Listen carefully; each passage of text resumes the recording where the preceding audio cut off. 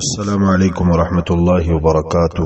بسم اللہ الرحمن الرحیم، الحمد للہ رب العالمین والعاقبۃ للمتقین والصلاة والسلام علی اشرف الانبیاء والمرسلین نبینا وحبیبنا وامامنا وقدوتنا وقرۃ اعیننا وقائدنا محمد وعلی آلہ وصحبہ اجمعین، وبعد۔ سبحانك لا علم لنا إلا ما علمتنا إنك أنت العليم الحكيم، رب اشرح لي صدري ويسر لي أمري واحلل عقدة من لساني يفقهوا قولي، رب زدني علما رب زدني علما رب زدني علما، اللهم إنا نسألك علما نافعا ورزقا طيبا وعملا متقبلا، اللهم انفعنا بما علمتنا وعلمنا ما ينفعنا وزدنا علما، وبعد۔ حدیث نمبر 29، عن عائشة أم المؤمنين رضي الله تعالى عنها قالت: كان رسول الله صلى الله عليه وسلم إذا اغتسل من الجنابة غسل يديه ثم توضأ وضوءه للصلاة ثم يغتسل ثم يخلل بيديه شعره حتى إذا ظن أنه قد أروى بشرته أفاض الماء عليه 3 مرات ثم غسل سائر جسده، وكانت تقول: كنت أغتسل أنا ورسول الله صلى الله عليه وسلم من إناء واحد نغترف منه جميعا۔ سیدہ عائشہ ام المؤمنین، طاہرہ مطہرہ عفیفہ کائنات، صدیقہ بنت الصدیق، مبرأہ من فوق 7 سماوات، رضی اللہ تعالی عنہا وعن الصحابہ اجمعین روایت کرتی ہیں: كان رسول الله صلى الله عليه وسلم إذا اغتسل من الجنابة غسل يديه۔ رسول اللہ صلی اللہ علیہ وآلہ وسلم جب غسل جنابت کرتے، غسل یدیہ تو اپنے دونوں ہاتھ دھوتے۔ یہاں پر بھی اس بات کی دلیل ہے کہ پیارے پیغمبر علیہ الصلاۃ والسلام بشر ہے، لیکن سید البشر ہے، افضل البشر ہے، اعلی البشر ہے، اکمل البشر ہے، افضل البشر ہے، لیکن ہے بشر۔ اور آپ نے شادیاں بھی کی، نکاح بھی کیے، اللہ تبارک و تعالی نے آپ کو اولاد کی عظیم نعمت سے بھی نوازا، تو پیارے پیغمبر علیہ الصلاۃ والسلام اذا اغتسل من الجنابت، اذا جب، اغتسل غسل کرتے، من الجنابت جنابت سے، یعنی کہ وہ حالت جس میں غسل واجب ہو جاتا ہے، اور وہ 6 حالتیں ہیں جن میں غسل واجب ہو جاتا ہے: ماہواری، احتلام، مباشرت، نفاس، موت، قبول اسلام۔ تو آئیے دیکھتے ہیں کہ غسل کا جو مسنون طریقہ ہے وہ کیا ہے۔ محمد الرسول اللہ صلی اللہ علیہ وآلہ وسلم جب غسل جنابت کرتے، غسل یدیہ تو آپ غسل دھوتے، یدیہ اپنے دونوں ہاتھ، پہلے اپنے دونوں ہاتھ دھونے چاہیے، یہ طریقہ ہے غسل کا۔ اچھا، ایک بات ذہن میں رکھیے کہ حدیث نمبر 29 اور 30 کو ملا کر غسل جنابت کا طریقہ مکمل ہوگا انشاءاللہ باذن اللہ عز و جل۔ تو چند ایک باتیں اس روایت میں بیان ہوئی ہیں، جو باتیں رہ جائیں گی وہ آئندہ روایت میں آ رہی ہیں انشاءاللہ۔ تو بہرحال غسل یدیہ، پہلے اپنے دونوں ہاتھ دھو لیتے، ثم توضأ وضوءه للصلاة، ثم پھر توضأ وضو کرتے، وضوءه للصلاة وضو کرنا نماز کے لیے، وضو کرنا نماز کے لیے، نماز کی طرح وضو کرتے، نماز کی طرح وضو کرتے۔ اس کی وضاحت اگلے حدیث میں آ رہی ہے کہ اس کا معنی کیا ہے، کیا مکمل وضو کرنا ہے ہاتھوں کے دھونے سے لے کر پاؤں کے دھونے تک، یا اس سے مراد کیا ہے؟ ثم یغتسل، پھر غسل کرتے، ثم یخلل بیدیہ شعرہ، ثم یخلل پھر خلال کرتے، بیدیہ اپنے دونوں ہاتھوں کے ساتھ، شعرہ اپنے بالوں کا، شعرہ اپنے بالوں کا، تاکہ پانی خوب اچھے طریقے سے بالوں کی تہ میں، بالوں کی جڑ تک پہنچ جائے، گو کہ ایک بال بھی خشک رہنے نہ پائے۔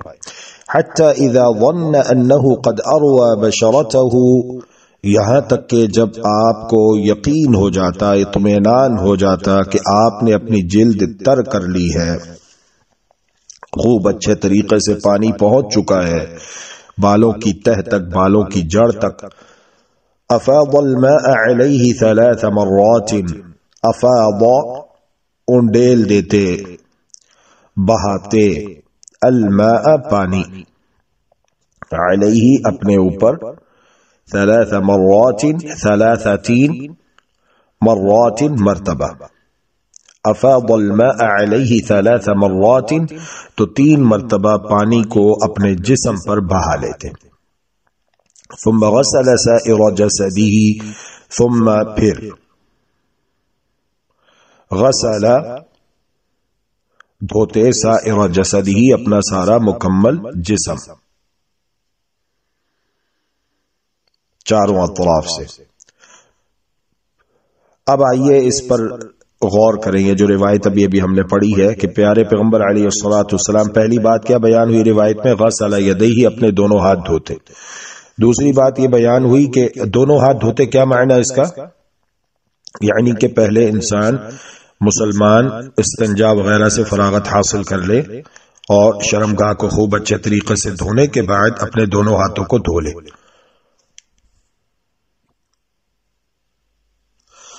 پھر وضو کرے، نماز کے لیے وضو کرنا، اور اس کے بعد غسل کرے۔ اور یہاں پر یہ جو بات بیان ہوئی ہے ثم یخلل بیدیہ شعرہ، کہ پیارے پیغمبر علیہ الصلوۃ والسلام اپنے دونوں ہاتھوں سے اپنے سر کے بالوں کو خوب اچھے طریقے سے پانی کے ساتھ تر کر لیتے، تو اس سے یہ بات معلوم ہوتی ہے کہ وضو جب کریں گے تو سر کا مسح نہیں کریں گے۔ غسل والا جو وضو ہے اس میں سر کا مسح نہیں ہوگا، بلکہ پہلی مرتبہ پانی لے کر سر کے بالوں کو خوب اچھے طریقے سے تر کریں گے، پھر اس کے بعد اس پر پانی بہا لیں گے سر کے بالوں پر 3 مرتبہ، پھر پورے جسم کے اوپر پانی بہائیں گے۔ یہ ہے مسنون طریقہ غسل کرنے کا، بہت ہی آسان ہے۔ اچھا، جو باتیں رہ گئی ہم نے کہا کہ وہ حدیث نمبر 30 میں آ رہی ہیں انشاءاللہ۔ اچھا، اس روایت میں جو آخری بات بیان ہوئی ہے اس پر غور کر لیجئے۔ وَكَانَتْ تَقُولُ، اور سید عائشہ رضی اللہ تعالی عنہ یہ فرمایا کرتی تھیں، كنت اغتسل انا ورسول اللہ صلی اللہ علیہ وسلم من اناء واحد نغترف منه جميعا۔ وَكَانَتْ تَقُولُ، اور آپ یہ فرمایا کرتی تھیں کہ كنت اغتسل انا، میں غسل کر لیا کرتی تھی، ورسول اللہ صلی اللہ علیہ وسلم، اور میرے خاوند محترم، میرے شوہر محترم، میرے سرتاج محمد الرسول اللہ صلی اللہ علیہ وآلہ وسلم، من اناء واحد، ایک ہی برتن سے، من اناء واحد، ایک ہی برتن سے، نغترف منہ جمیعا، ہم اس برتن سے ایک ساتھ چلو بھرتے۔ چلو کا معنی یہ ہوتا ہے کہ دونوں ہاتھوں میں پانی لینا، دونوں ہاتھوں میں پانی لے کر اپنے جسم پر بہانا اور سر پر ڈالنا۔ تو اس سے بھی یہ بات معلوم ہوتی ہے جو جملہ ہے روایت کے آخر میں، كنت اغتسل انا ورسول اللہ صلی اللہ علیہ وسلم من اناء واحد نغترف منه جميعا، کہ میاں بیوی ایک ہی برتن میں غسل جنابت اکٹھے کر سکتے ہیں، کوئی حرج اس میں نہیں ہے، کوئی حرج اس میں نہیں ہے۔ تو غسل جنابت یہ ضروری ہو جاتا ہے، فرض ہو جاتا ہے، خواہ جنابت کا سبب انزال منی ہو یا خلوت کامل ہو یا احتلام ہو جائے۔ احتلام کا معنی یہ ہوتا ہے، اور احتلام مرد عورت دونوں کو ہوتا ہے، تو اللہ تعالی ہماری عزتوں کی حفاظت فرمائے، ہماری اولادوں کو نیک بنائے، سب اہل ایمان کی حفاظت فرمائے، اللہ تبارک و تعالی ہم سب کی مغفرت فرمائے، ہم سب کو اپنی رحمت میں ڈھانپ لے۔ تو احتلام ہوتا ہے جو کہ فطری اور طبعی طریقے سے مادہ منویہ کا خروج ہوتا ہے، یہ احتلام ہے۔ احتلام حلم سے، حلم کہتے ہیں خواب، تو نیند کی حالت میں انسان کی خود ہی یعنی کہ جو سسٹم اللہ تبارک و تعالی نے بنایا ہے، جب اس کے اندر مادہ فل ہو جاتا ہے، بھر جاتا ہے، تو جو زائد مادہ ہوتا ہے اس کا کیا ہوتا ہے؟ اخراج ہو جاتا ہے، وہ نکل جاتا ہے، لیکن اس کے نکلنے پر غسل فرض ہو جاتا ہے۔ اور یہ سارے احکام الحمدللہ ہم پیچھے تفصیل کے ساتھ پڑھ چکے ہیں، ہم تفصیل کے ساتھ الحمدللہ پڑھ چکے ہیں کہ منی کسے کہتے ہیں، ودی کسے کہتے ہیں، مدی کسے کہتے ہیں، کس کے نکلنے پر کیا فرض ہوتا ہے، یہ ساری باتیں تفصیل کے ساتھ پڑھ چکے ہیں۔ تو بہرحال جنابت کا غسل یہ ضروری ہے، خواہ اس کا سبب انزال منی ہو یا خلوت کامل ہو کہ انسان اپنی بیوی کے ساتھ مباشرت کرے، تخلیہ کرے سنت کے مطابق، قرآن اور حدیث کے مطابق، اور پھر جو ہے اس پر غسل فرض ہو جاتا ہے، جیسا کہ محمد الرسول اللہ صلی اللہ علیہ وآلہ وسلم نے ارشاد فرمایا، اذا مس الختان الختان فقد وجب الغسل انزل او لم ينزل، جب ختنے والی جگہ سے مل جائے تو غسل فرض ہو جاتا ہے، خواہ انزال ہو یا نہ ہو، دخول ہو یا نہ ہو۔ تو میاں بیوی کو چاہیے کہ یہ مسائل گہرائی میں جا کر پڑھ لیں، کتابیں موجود ہیں، علماء کرام نے لکھی ہیں، اور اگر کوئی مسئلہ معلوم نہ ہو تو اس کے بارے میں علماء کرام سے، مشائخ سے رہنمائی حاصل کریں۔ اب آئیے حدیث نمبر 30 پڑھتے ہیں انشاءاللہ باذن اللہ عز و جل۔ جو مسائل اس روایت میں بیان نہیں ہوئے وہاں تفصیل کے ساتھ بیان ہو رہے ہیں۔ یہ بات ذہن میں رکھیے کہ حدیث نمبر 29 جو ہم نے پہلے پڑھی ہے آج کے سبق میں، اس کی راویہ ام المؤمنین سیدہ عائشہ رضی اللہ تعالی عنہا ہے، اور جو ہم نے اب احادیث پڑھنی ہے باذن اللہ عز و جل تو اس کی راویہ سیدہ میمونہ بنت حارث رضی اللہ تعالی عنہا ہے، زوج النبی صلی اللہ علیہ وسلم، زوج بیوی نبی مکرم رسول معظم صلی اللہ علیہ وآلہ وسلم کی زوجہ محترمہ ہے، انہا قالت، آپ نے ارشاد فرمایا، وضعت لرسول اللہ صلی اللہ علیہ وسلم وضوء الجنابت، وضعت رکھا میں نے رسول اللہ صلی اللہ علیہ وسلم کے لیے، وضوء الجنابت وضوء پانی، ٹھیک ہے، واو کے اوپر زبر ہے، اس بات کو نوٹ رکھ کر لیجئے، اور ہم نے آپ کو بتایا تھا کہ واو کے اوپر زبر ہو تو کیا معنی ہوگا، پیش ہو تو کیا معنی ہوگا، نیچے زیر ہو تو کیا معنی ہوگا۔ یہاں پر وضو ہے، ایک ہوتا ہے وضو، ایک ہوتا ہے وضو، تو یہ وضو سے مراد پانی ہے، الجنابتی جنابت کے لیے، وضعت رکھا میں نے لرسول اللہ صلی اللہ علیہ وسلم، رسول اللہ صلی اللہ علیہ وسلم کے لیے، وضوء الجنابتی جنابت کا پانی، یعنی کہ غسل جنابت کے لیے میں نے پانی رکھا۔ تو خدمت کرنا بیوی کے اوپر یہ فرض ہے کہ وہ اپنے خاوند کی خدمت کرے، اور میاں بیوی دونوں ہی ایک گاڑی کے دو پہیے ہیں، تو خوبصورت انداز سے میاں بیوی کو چاہیے قرآن حدیث کے مطابق زندگی بسر کرے، اور ایک دوسرے کے حقوق ادا کریں جو شریعت نے ان پر مقرر کیے ہیں، اور خوبصورت زندگی گزاریں احسن طریقے سے، عفو درگزر کے ساتھ، صبر شکر کے ساتھ۔ وضعت لرسول اللہ صلی اللہ علیہ وسلم وضوء الجنابت، رسول اللہ صلی اللہ علیہ وآلہ وسلم کے لیے میں نے غسل جنابت کا پانی رکھا، غسل جنابت کے لیے پانی رکھا۔ فأكفأ بيمينه على يساره، پیارے پیغمبر علیہ الصلاۃ والسلام نے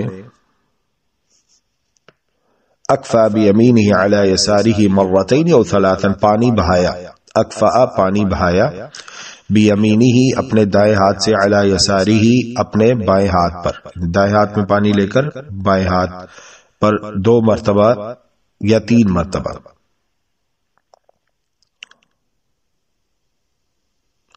وغسل فرجہ، اور بائیں ہاتھ سے خوب اچھے طریقے سے اپنی شرمگاہ کو دھویا، ثم ضرب يده بالارض، پھر اس کے بعد آپ نے اپنا ہاتھ زمین پر مارا، او الحائط یا دیوار پر، مرتين او ثلاثا 2 مرتبہ یا 3 مرتبہ۔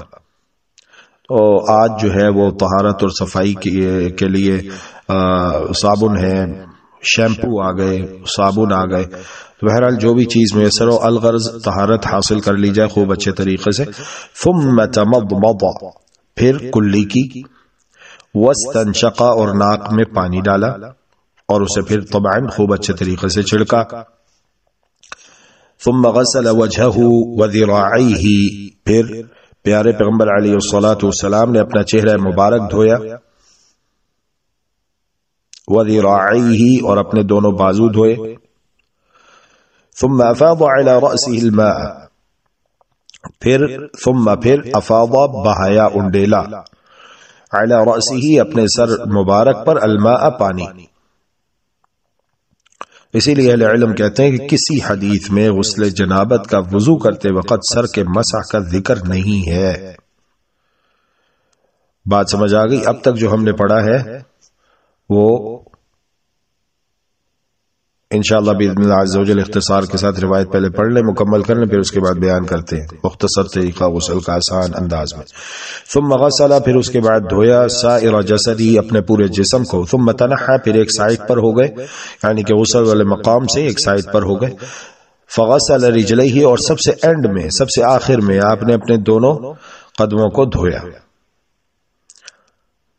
فاتیتہ بخرقۃ، پس میں آپ کی خدمت میں لائی ایک کپڑا، تولیہ کہہ لیجئے. فلم یریدھا، تو رسول اللہ صلی اللہ علیہ وآلہ وسلم نے اسے لینا پسند نہیں کیا. یعنی کہ اگر کوئی استعمال کرنا چاہے تو ٹھیک ہے کر لے، اور نہ بھی کرے، صرف ہاتھ سے پانی جھاڑ لیں جسم کے اوپر سے، تو یہ بھی ٹھیک ہے. فجعل، پس آپ نے شروع کیا، ينفض الماء، جھاڑنا پانی کو، بیدیہ اپنے دونوں ہاتھوں سے، بیدیہ اپنے دونوں ہاتھوں سے. اچھا، اب تک جو ہم نے پڑھا ہے نا اس کی روشنی میں سمجھ لیجئے. سب سے پہلے تو یہ کرنا ہے کہ شرمگاہ کو خوب اچھے طریقے سے دھو لینا ہے. پھر اس کے بعد اپنے دونوں ہاتھوں کو صابن سے یا شیمپو سے یا ہینڈ واش ہے جو بھی مطلب موجود ہے اس سے آپ نے اپنے ہینڈ واش کر لینے ہیں. اور پھر اس کے بعد وضو کرنا ہے سنت کے مطابق، سنت کے مطابق وضو کرنا ہے. لیکن جب سر کے مسح پر پہنچے تو پھر سر کا مسح نہیں کریں گے، بلکہ سر کے بالوں کو دونوں ہاتھوں میں پانی لے کے خوب اچھے طریقے سے تر کریں گے. یہاں پر ایک اور بات سمجھ لیجئے، اگر غسل جنابت ہے تو عورت کو بال کھولنے کی ضرورت نہیں ہے، مگر یہ حکم صرف غسل جنابت کے لیے. غسل حیض کے لیے بالوں کو کھولنا یہ ضروری ہے، جیسا کہ سید عائشہ رضی اللہ تعالی عنہ روایت کرتی ہیں کہ رسول اللہ صلی اللہ علیہ وآلہ وسلم نے غسل حیض کے لیے فرمایا تھا کہ اپنے بال کھولو اور غسل کرو، اپنے بال کھولو اور غسل کرو. تو یہ فرق بھی آپ کے ذہن میں رہنا چاہیے. جب آپ نے ایسا کر لیا، اپنے دونوں ہاتھوں سے سر کے بالوں کو خوب اچھے طریقے سے تر کر لیا، تو اب آپ نے سر پر پانی کو بہانا ہے، اور اس کے بعد اپنے جسم کے دائیں حصے میں، پھر جسم کے بائیں حصے میں خوب اچھے طریقے سے تر کر لیجئے چاروں اطراف سے، اور آخر میں آپ اپنے دونوں پاؤں دھو لیجئے. الحمدللہ وضو بھی مکمل ہے اور غسل بھی مکمل ہے. اور اب دعا پڑھ لیجئے، اشہد ان لا الہ الا اللہ وحدہ لا شریک لہ واشہد ان محمدا عبدہ ورسولہ. صحیح مسلم کی روایت کے مطابق جنت کے 8 دروازے کھول دیے جاتے ہیں.